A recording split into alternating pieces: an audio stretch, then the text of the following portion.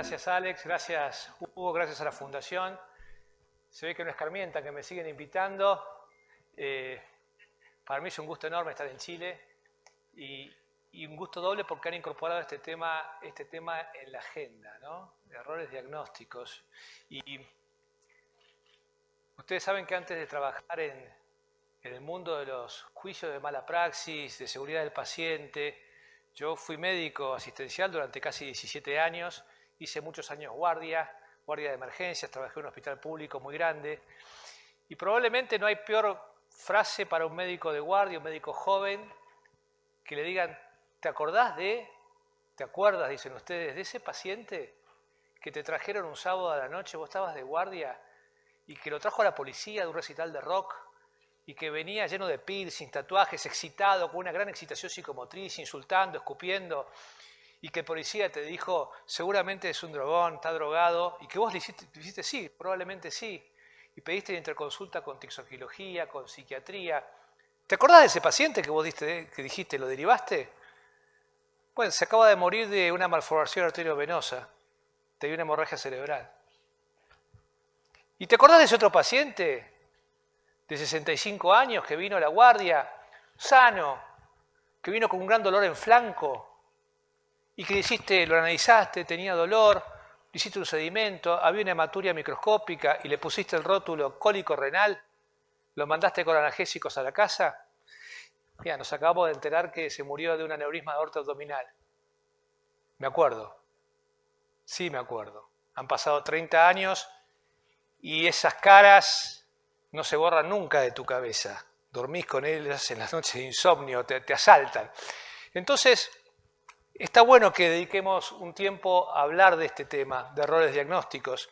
Este señor se llamaba Thomas Eric Duncan, nacional de Liberia, en el año 2018, consulta en un hospital muy importante de Dallas, Texas, hospital que tenía un sistema de triage. La enfermera de triage le consulta los síntomas, le dice estoy con dolor intenso de cabeza, cefalea, fiebre tenía, dolor abdominal, náuseas. La enfermera, interrogándolo, ve que venía de Liberia, donde ya se había desatado el brote de ébola. Le parece un antecedente lo suficientemente importante como para registrarlo en su registro de enfermería, de triage.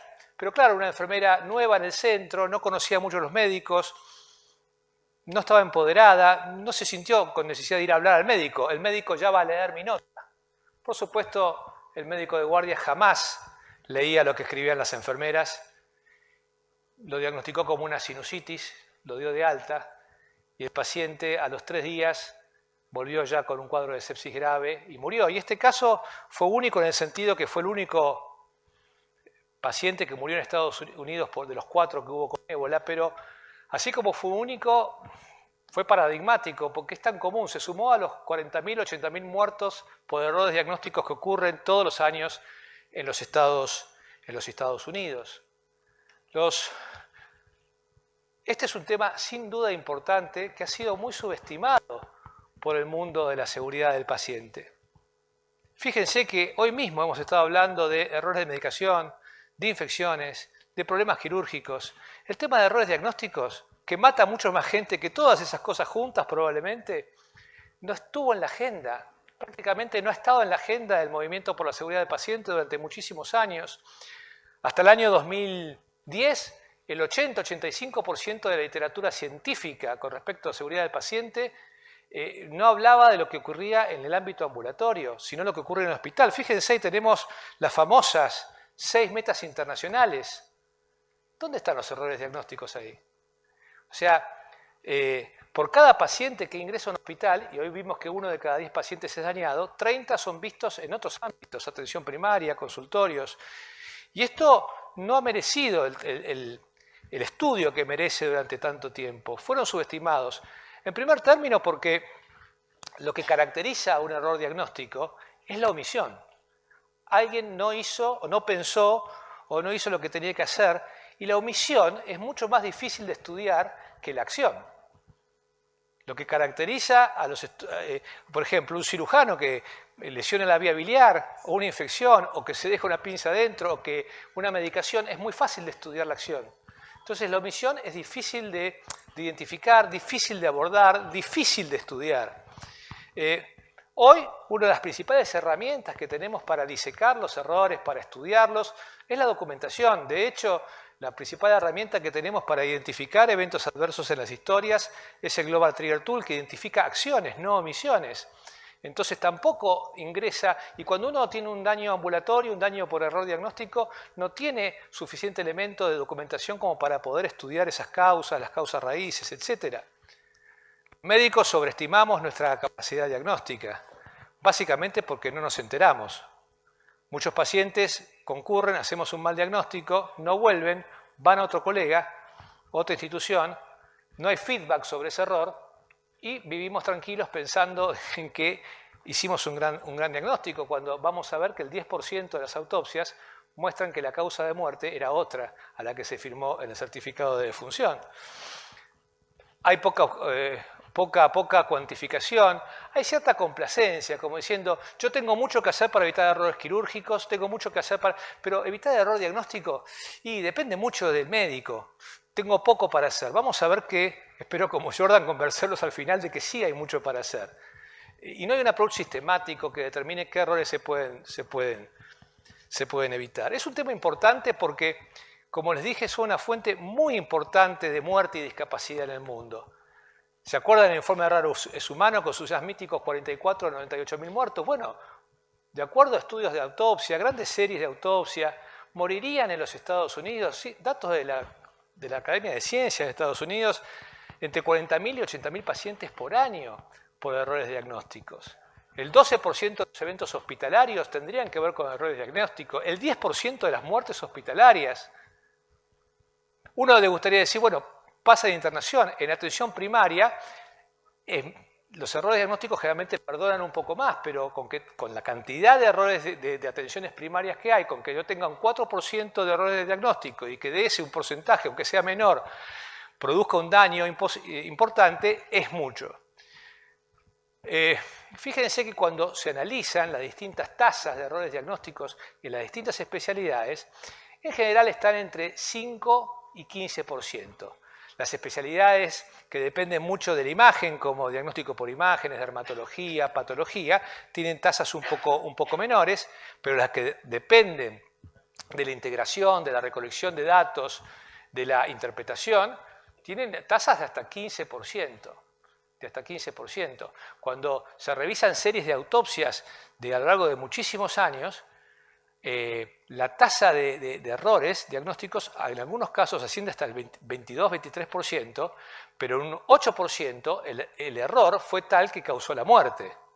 O sea, ellos tienen una tasa que mide la discrepancia anátomo-clínica, digamos. Entonces, estamos ante una causa monumental de muerte y discapacidad. Ustedes saben, yo trabajo en una compañía de seguros, lamentablemente veo las historias. Y así como uno dice, con los errores de medicación, casi todo se concentra en medicamentos de alto riesgo, opiáceos, insulinas, heparinas, quimioterápicos. En el tema del diagnóstico, son un grupo de, yo les diría, diagnósticos que tienen que estar en el radar porque son los que originan la principal cantidad de daños y también, eventualmente, de juicios por responsabilidad profesional.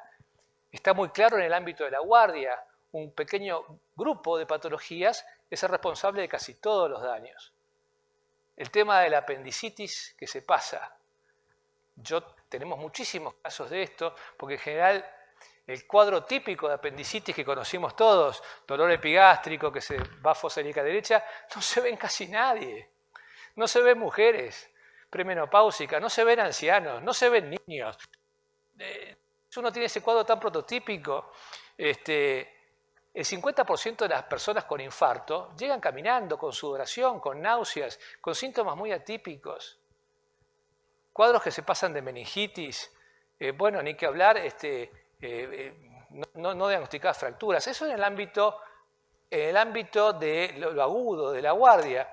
En el ámbito del ambulatorio, cánceres que tardan mucho tiempo en ser diagnosticados, ¿no? Que se ven por otros temas. Hemos tenido casos, por ejemplo, de psiquiatras que tratan durante mucho tiempo a una persona que tenía un problema metabólico o que tenía un problema cerebral. Y en el hospital lo que vemos sí es mucho tromboembolismo que no se diagnostica, o sea, que se diagnostica tarde, o cuadros sépticos que están siendo manejados, aún estando internado el paciente, y se diagnostican tarde. Podríamos estar todo el día con un seminario con respecto a causas puntuales de errores. Y también es un tema central porque, claro, los errores disminuyen la confianza de la gente en el sistema de salud, en sus hospitales. Y la falta de confianza ya sabemos que es una fuente que te disminuye el acceso. En algunos lugares de África la gente no tiene confianza, no va al hospital porque no le tienen confianza.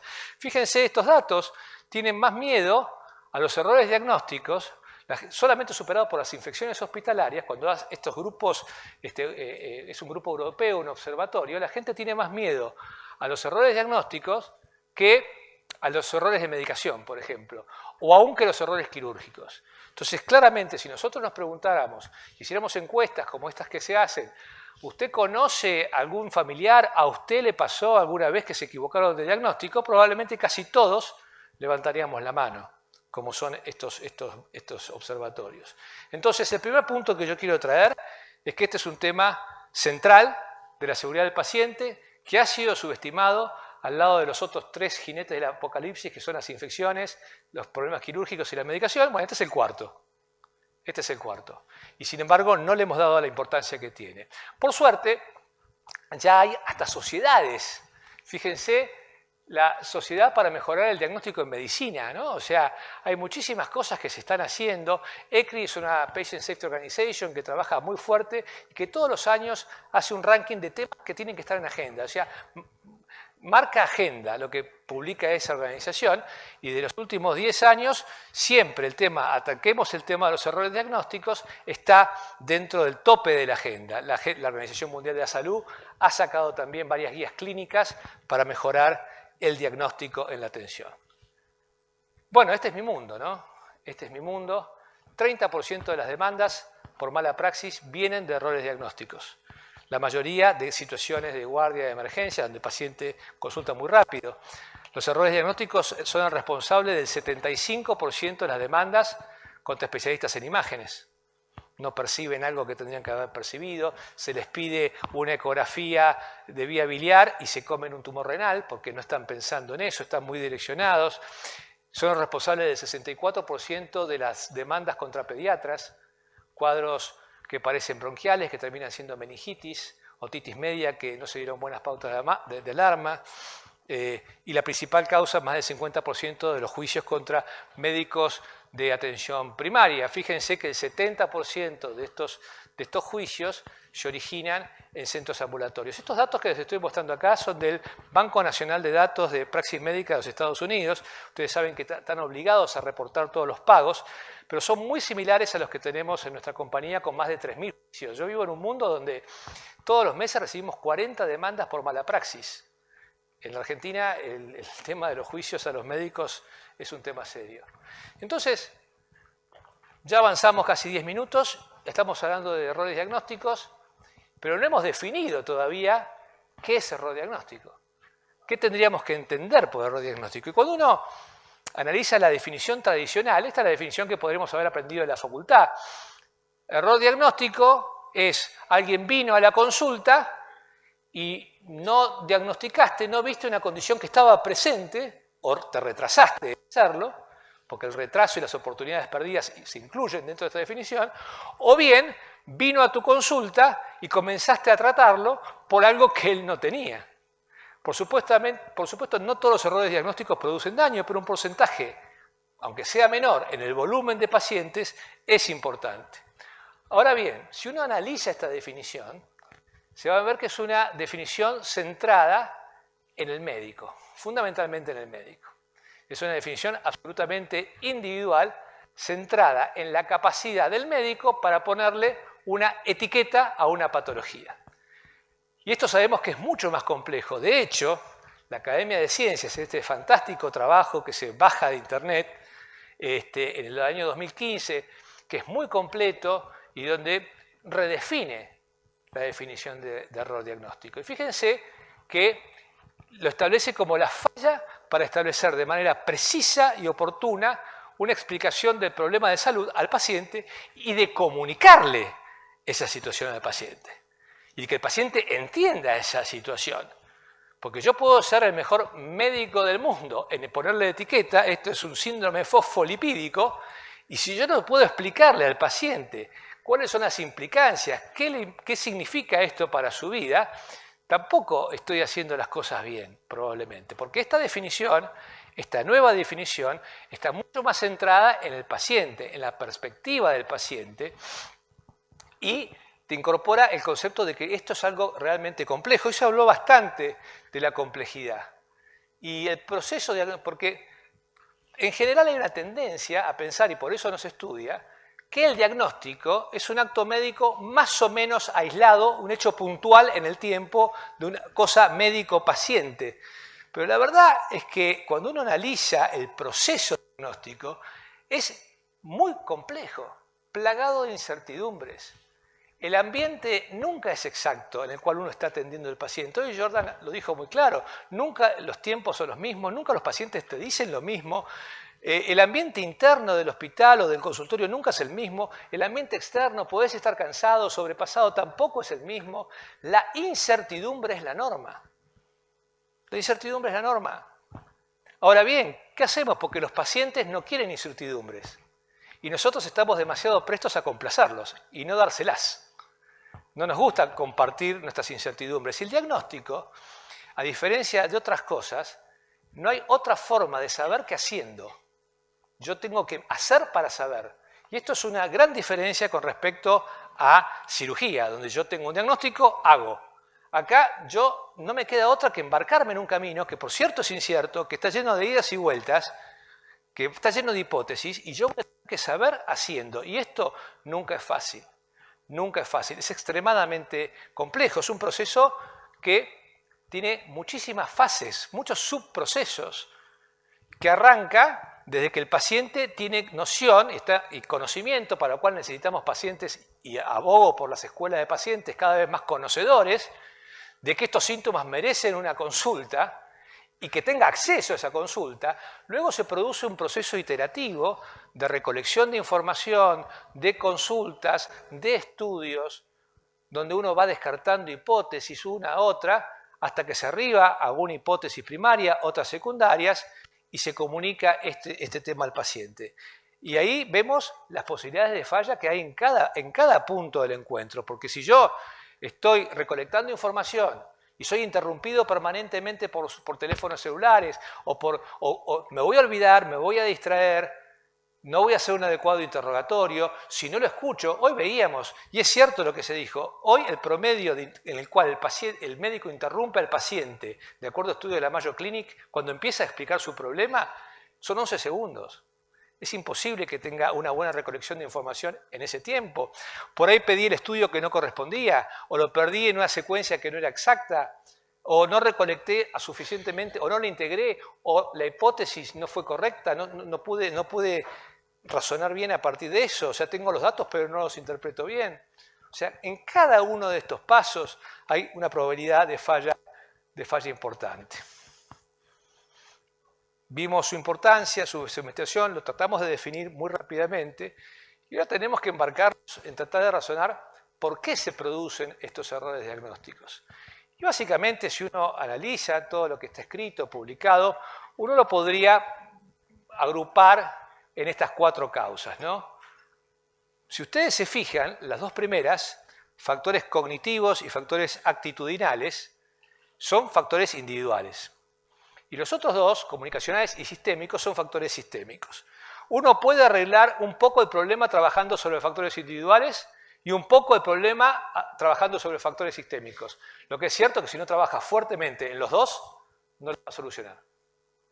Hay que trabajar sobre los 2. Este libro, que a mí me regalaron hace muchísimos años, que escribió Jerome Grubman, es muy recomendable, es un médico internista de la Universidad de Harvard, que me abrió mucho la cabeza acerca de cómo pensamos los médicos. ¿Cómo pensamos los médicos? ¿No? Y ahí conocí esta palabrita heurística. Cuando uno va al diccionario de la Real Academia y pone heurística, dicen la forma de resolver un problema de manera no científica, al tanteo, por prueba, heurística. Y claro, ¿cómo nos forman a los médicos? ¿Cómo nos enseñan a diagnosticar? Bueno, hay ateneos, se presenta un caso, hay tiempo para leerlo, hay tiempo para estudiarlo, se discuten, se piden estudios, alguien opina, se habla en un ateneo, y después de 25 o 30 minutos se arriba un diagnóstico y así nos enseñan. Ahora, el mundo real no es así. El mundo real son 2 o 3 minutos y uno arriba generalmente a un diagnóstico rápidamente, porque está calibrado, sobre la base de información muy fragmentaria, y no está mal que así se hace, no sería imposible hacer medicina. Lo importante es que conozcamos los sesgos que tenemos para llegar a ese diagnóstico, y podríamos estar todo el día hablando de estas heurísticas, ¿no? La heurística de disponibilidad. Estoy en época de gripe, soy pediatra, gripe, ¡pac! Reflujo, pero le puse gripe, porque el diagnóstico más presente en mi cabeza era gripe. O ese paciente sano, deportista, que después de jugar al tenis, llama al médico a domicilio, es un código verde porque tiene un dolor cervical, va al médico, le cierra, no tiene antecedentes, cervicalgia. Heurística, cierre prematuro. Lo cerré prematuro porque me cerró. Y después va otro médico al otro día porque siguió con dolor y ya le dolía la mandíbula y le dolía los brazos, pero él fue a ver una cervicalgia, quedó anclado en el diagnóstico anterior y le dio kinesiología. El otro le había dado miorelajantes y antiinflamatorios. Se quedó anclado en el diagnóstico. Y así podríamos seguir el contexto. Es un paciente insuficiente cardíaco, viene con disnea, pienso que tiene algo cardíaco, tiene algo torácico, o un paciente tiene un problema abdominal, pienso que es abdominal, me olvido de algo. O sea, hay muchísimos atajos que nosotros tomamos. Lo importante es saber que lo tomamos y poder estudiarlo. Factores comunicacionales, actitud, ¿no? Factores de actitud. Me gusta mucho esta frase de Darwin, la grafiqué con Groucho Marx, porque es cierto, yo lo he visto, la ignorancia produce mucho más seguridad que el conocimiento. La gente que más sabe duda, plantea hipótesis, la gente que tiene 3 o 4 diagnósticos se maneja ahí y de ahí no se mueve. Eso lo vemos mucho, se ve mucho. Ahora, la complacencia, por ejemplo, tiene que ver con, es inevitable, no hay mucho para hacer. ¿Qué voy a hacer? No hay mucho para hacer. Yo ya estudié. Y el exceso de confianza, por ejemplo, se ve en que, a pesar de que hay sistemas de ayuda a la decisión clínica hoy fantásticos, que te pueden ayudar a partir de una serie de síntomas, los médicos no lo usan. No les parece que eso sea importante. No usan. Y el exceso de confianza, es interesantísimo ver este estudio. Este estudio es muy interesante porque toman a más de cerca de 200 médicos de atención primaria y les colocan 4 diagnósticos para hacer, ¿no? 2 diagnósticos son extremadamente difíciles y los otros 2 diagnósticos son relativamente sencillos. Y les piden que para cada diagnóstico, primero, tiren 1 o 2 diagnósticos diferenciales, 2, evalúen su grado de seguridad con respecto a ese diagnóstico, de certeza, yo estoy convencido que es así, de 1 a 10, y 3, si pediría alguna interconsulta o algún estudio. Bueno, lo interesante es que los médicos, solamente más del 60% diagnosticó bien los casos relativamente sencillos, y cuando se les pidió el nivel de confianza de su propio diagnóstico, nivel de confianza 7, pusieron 7. Ahora bien, solamente el 6% de los médicos diagnosticó correctamente los diagnósticos difíciles. Cuando le pidieron el nivel de confianza en esos diagnósticos, también 7. O sea, se sentían tan confiados en el caso fácil como en el difícil. Lo que te marca este exceso de confianza que tenemos los médicos. Exceso de confianza que se exacerba por la disminución de las autopsias científicas. A mí me encantaba ahí cuando estudiaba, tenemos anátomos patológicos que eran voluntarios, se hacían los sábados, los profesores, se presentaba un caso y estaban los patólogos atrás, ¿no? Entonces todos los profesores opinaban esto para mí hasta que venía el patólogo y te decía, están todos ustedes equivocados. A mí me encantaba como estudiante ver a los profesores que se explayaban y que estaban equivocados. Entonces, claro, hoy hay muchas menos autopsias. Se dijo por acá que los problemas de comunicación matan más personas que los problemas de impericia técnica, y estoy totalmente de acuerdo. Los problemas de comunicación, información que no llegó a la persona que tenía que llegar en el momento apropiado, dentro de este tema de comunicación, la falta de participación del paciente y de su familia. A mí me causa mucha gracia cuando dicen familia afuera, por favor. ¿Cómo familia afuera? Familia acá. Tienen todos los datos necesarios. Ellos saben mucho más del paciente que nosotros. El encuentro entre médico y paciente es el encuentro entre dos expertos. El paciente, que es experto en sí mismo, yo sé lo que siento, sé cómo lo siento, y el médico, que será experto, y uno tiene dos diagnósticos para hacer. Con qué paciente se está enfrentando y qué es lo que tiene, porque no toda la gente vive la enfermedad de la misma manera. Y por supuesto, muchísimos problemas, hemos visto, vienen de temas sistémicos. Informes que no son entregados nunca, que no se retiran nunca. Comunicaciones que no llegan. 7% de los exámenes, de acuerdo con los estudios, no llegan nunca al paciente. Se pierden en la vorágine de estudios.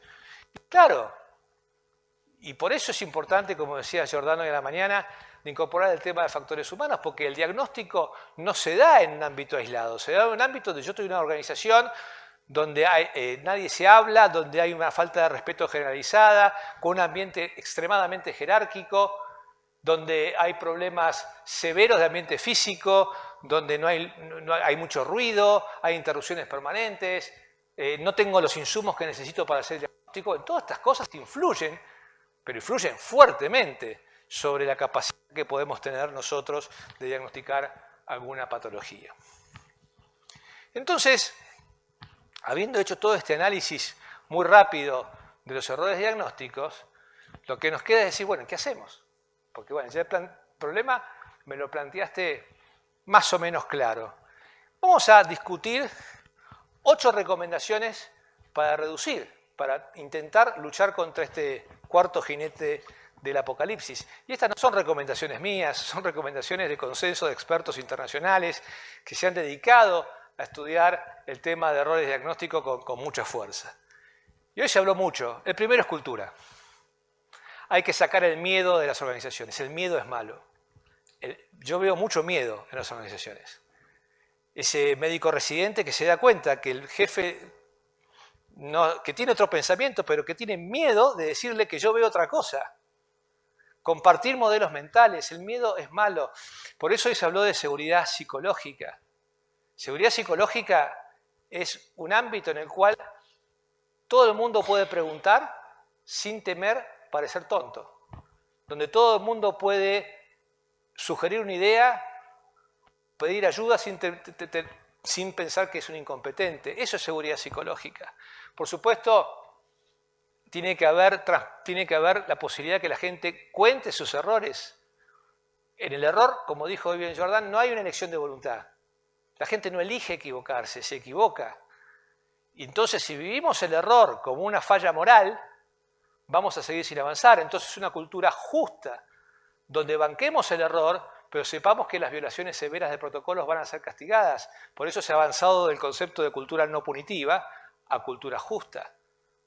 Donde haya una verdadera transparencia, donde podamos hablar con los pacientes y decirles lo que pasó. Es lo menos que podemos hacer. Cultura. Cultura es sin duda el aprender a gestionar la incertidumbre. Hoy se habló, a gestionar, a decir, esto es lo que sabemos hasta ahora. Y por supuesto, un compromiso de las autoridades, porque la gente mira y hace lo que las autoridades hacen. Si a nadie le importa este tema, es muy difícil que avancemos. Segundo, tenemos que conseguir que esto realmente sea un trabajo de equipo. Los equipos producen mucho mejores resultados que los individuos. Eso está absolutamente probado. Y parte central de ese equipo son los pacientes y sus familias. Hoy se habló de coproducción. El diagnóstico es un ejercicio de coproducción enorme. Participa mucha gente en esa producción. Y los pacientes y sus familias son un rol central. Por eso hoy, y yo vengo de un medio donde la gente tiene miedo de que el paciente ingrese a su historia clínica, tenemos que darle el acceso a su historia clínica. No solamente a través de portales de pacientes, sino porque él va a corregirte cosas. No, este medicamento que está ahí yo no lo estoy tomando. Esto que dice ahí no es cierto. No, yo no dije eso. Es muy importante que él esté ahí para poder interpretar esas cosas. Sin embargo, seguimos, pese a que hay movimientos como Open Notes en Estados Unidos que promueve esto, seguimos retaseándole la historia clínica a los pacientes. mucha más colaboración de actores que los médicos, y me hago cargo, vemos como actores de reparto, pero que son centrales en el diagnóstico. Un enfermero que está todo el día con el paciente se va a dar cuenta mucho antes que nadie que este paciente se está poniendo séptico. Mucho antes. Y si yo no escucho al enfermero, o el bioquímico, el laboratorio de análisis clínico, me puede decir, mira, esta prueba sí, esta prueba no, esto lo tenés que preparar de esta manera.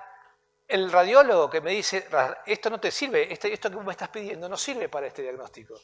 Entonces yo creo, realmente hoy en muchos hospitales está como tercerizado el diagnóstico por imágenes en laboratorio, como si fueran factorías, que vos le pedís algo, hacen, te dan el informe y están totalmente alejados del mundo clínico. Así como el farmacéutico hospitalario tiene que estar en la sala hablando con los médicos, también estos especialistas tienen que estar. Yo recuerdo cuando era residente que bajar a hablar con el radiólogo era importante, nos enriquecíamos mutuamente. Uno comentaba una cosa, el radiólogo aprendía de clínica, yo aprendía de radiología y entre todos coproducíamos un diagnóstico. Hoy, si yo bajara, está el rack, vemos todo por las imágenes. Yo creo que si bajara a hablar con un radiólogo sería molesto para ellos. Me estás interrumpiendo, estoy haciendo informes. Se ha perdido esa cosa necesaria. Mucho más comunicación efectiva, ¿no? Las técnicas como ISBAR, como IPAS, para que todos nos comuniquemos de una manera precisa. Y bueno, para eso tenemos que ver, hoy hablábamos de capacitación. ¿Qué competencias necesita un médico hoy? ¿Necesita saber solamente de medicina o necesita entrenarse en, por ejemplo, estos sesgos cognitivos, el pensamiento crítico? Todas estas cosas se capacitan a veces con simulación, con casos clínicos, a cómo utilizar la tecnología informática. Hoy muchísimas sociedades de radiología, de bioquímica, están con muchas recomendaciones de no hacer. No hagas este estudio, o este es el estudio indicado. Tenemos mucho para aprender de lo que nos están diciendo, ¿no? Saber cómo aprenden los adultos. Los adultos no aprenden como aprenden los chicos por absorción. Aprenden lo que les interesa realmente. Tenemos que buscar que estos temas atraigan el interés de los médicos asistenciales. Incorporar estos temas dentro de lo que es acreditación. Por ejemplo, hoy hay muy buenos cursos de trabajo en equipo, está el Team Steps, está el CRM, hay un montón de cursos donde la gente que nunca se entrenó en equipo puede trabajarlos así. Bueno, hoy habló Jordán de la usabilidad, ¿no? Yo creo que a más de 20 años de usar historia clínica electrónica, decía, si Steve Jobs lo hubiera hecho de movida hubiera sido más fácil. Los médicos y los profesionales sufrimos la historia clínica. No la disfrutamos, no es intuitiva, no es usable, es muy incómoda muchas veces. La verdad es que, si me dijeras a mí, el efecto de la informatización, a nivel de seguridad por lo menos, ha mejorado la gestión, pero se mantiene neutra. Resolvió muchos problemas y generó otros, probablemente por falta de comunicación de las personas. Entonces, claramente hay que hacer un mucho mejor uso de las tecnologías informáticas para sacarles el jugo, para que nos ayuden y no nos obstaculicen en lo que tenemos que hacer. La tecnología informática también ha generado cierta difusión de responsabilidad. Yo te coloco el informe, te lo coloqué ahí en la historia clínica y no me hice cargo. Entonces, claramente, cuando uno se mete en este tema de tecnología, hay que definir responsabilidades. Los valores de pánico, los valores críticos, tienen que ser comunicados de otra forma, no a través de la informática exclusivamente. Se requiere la capacitación verbal.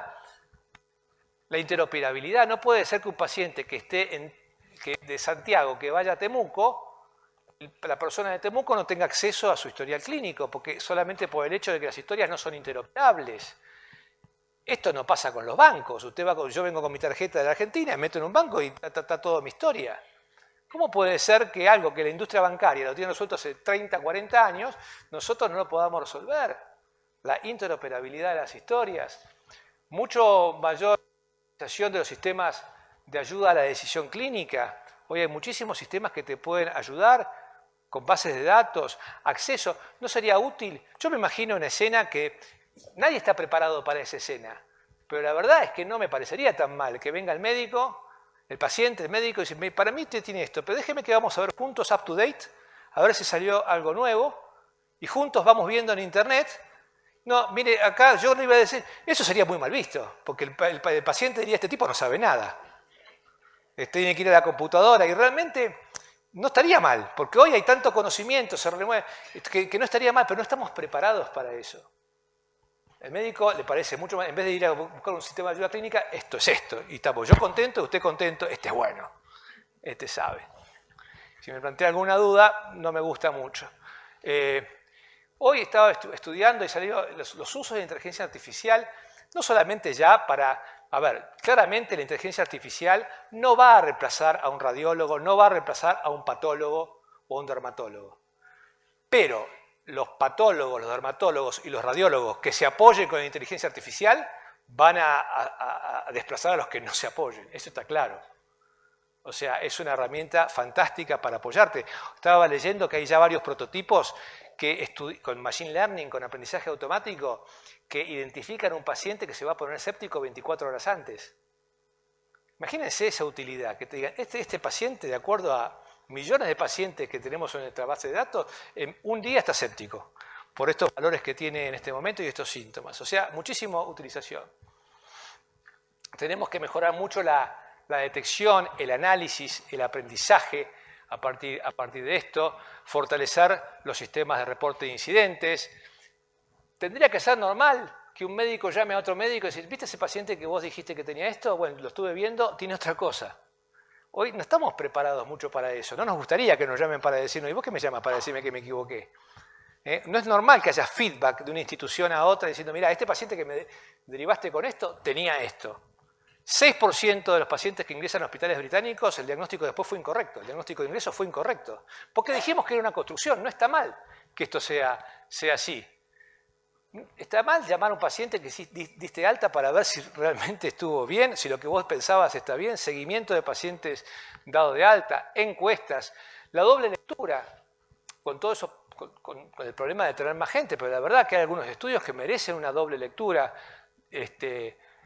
Bueno, las compañías de seguros, los juicios son una fuente importante de conocimiento porque está toda la historia. Generalmente cuando un médico se equivoca en la guardia, él sabe su parte. Una compañía de seguros que recibe el caso tiene toda la historia, lo que pasó después, lo que pasó antes, lo que dice el familiar. O sea, mucha más detección. Necesitamos claramente un marco regulatorio que te apoye. Como todo en seguridad del paciente, no basta con el abordaje micro, atención clínica directa. Esa atención clínica directa tiene que estar apoyada por una cultura organizacional que apoye mucho y a su vez la cultura organizacional tiene que estar apoyada por un marco regulatorio que acompañe. Porque si el médico se equivoca, estamos hablando de decir que digas la verdad, que digas que te equivocaste y vas a ser preso y la verdad que el clima legal no te está ayudando. Entonces necesitamos claramente que haya cierta protección legal a toda la información y los análisis que se realizan a partir de errores, porque si esa información, que generalmente no forma parte de las historias clínicas, el porqué, las causas, lo que falló, va a ser usado en un juicio, no tiene protección legal, la gente no va a tender a hacerlo. Muchos países protegen los reportes de incidentes. Fíjense que el sistema de daños que tenemos en casi todo el mundo, sacando 3 o 4 países, es extremadamente injusto, porque mucha gente dañada por el sistema que tendría derecho a una reparación, como tiene una buena relación con el médico, no le quiere hacer un juicio, no recibe ninguna reparación. Y por otra parte, mucha gente que demanda, pero que no tuvo realmente daño, pero entra a un sistema de compañías de seguros, de abogados, y reciben. En otros países existen los sistemas no fault, donde ante un daño se evalúa si esto era evitable o no era evitable. No quién es el culpable. Si era evitable, el paciente tiene derecho a un subsidio. Después podemos hablar de cómo se financia ese subsidio, ¿no? que es otro problema, pero claramente tiene que haber algún tema de respaldo externo. Tenemos que alinear los incentivos económicos, porque la verdad que si decimos que los médicos tienen que comunicarse, que el médico de atención primaria tiene que hablar con el otro médico, y eso es tiempo, es tiempo. ¿Dónde está codificado ese tiempo? ¿Cómo se factura el tiempo que yo tardo ubicando a otro médico para hablar o hablando con un especialista? Eso no se factura. Entonces, está todo guiado para que vos pidas estudios y factures ahí. Claramente el médico de atención primaria gana menos que un cardiocirujano, cuando es mucho más importante a nivel poblacional. Entonces, si no reconocemos, si no hay un incentivo claro hacia las cosas, hacia dónde tienen que ir, va a ser muy difícil Y por último, ya estamos pasados, fui corriendo un poquito, mucho más investigación. O sea, ustedes, la agenda de investigación, si ustedes se fijan los estudios, está dominado básicamente por la industria farmacéutica, por los dispositivos, y hay poca investigación todavía en atención primaria o en otras cosas que merece mucho más foco. Las áreas de investigación identificadas por estos especialistas merece mucho más apoyo. O sea, cómo lograr mayor coproducción, cómo hacer un mejor uso de las TICs, marcos externos de apoyo. Bueno, un poco lo mismo que vimos en SAFER para el programa quirúrgico, pero para errores diagnósticos. Bueno, estoy pasado. Ese es mi mail. Me encanta recibir consultas. Tengo cierto delay para responder a veces, pero trato de responder todo. Y gracias por soportarme una vez más.